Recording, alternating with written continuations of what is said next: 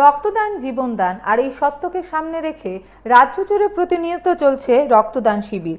এরই অঙ্গ হিসেবে উত্তর জেলার কালাছড়া ব্লকের উদ্যোগে রক্তদান শিবির অনুষ্ঠিত হয় মঙ্গলবার।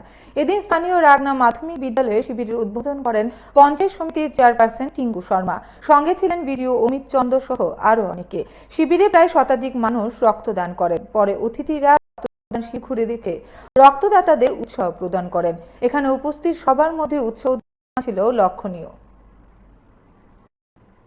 মূলত আজ থেকে এক সপ্তাহ আগে আমাদের মাননীয় অধ্যক্ষ স্যার ডিস্ট্রিক্ট লেভেলে একটা সব দপ্তরকে নিয়ে এবং আমাদের ধর্মনগর ব্লাড ব্যাংক তথা ত্রিপুরা রাজ্যের বিভিন্ন ব্লাড ব্যাংকে রক্ত স্বল্পতার দিকে লক্ষ্য রেখে উনি আমাদের সকল দপ্তরের আধিকারিকদের নিয়ে উনি একটা গুরুত্বপূর্ণ মিটিং মিলিত হন ডিএম অফিসে।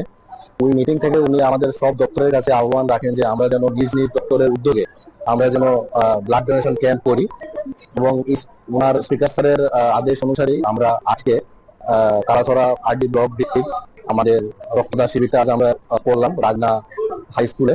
এবং আজকের এই প্রোগ্রামের সভাপতিত্ব করেছেন আমাদের কালাছড়া পঞ্চায়েত সমিতির মাননীয় চেয়ারপারসন মহোদয়া।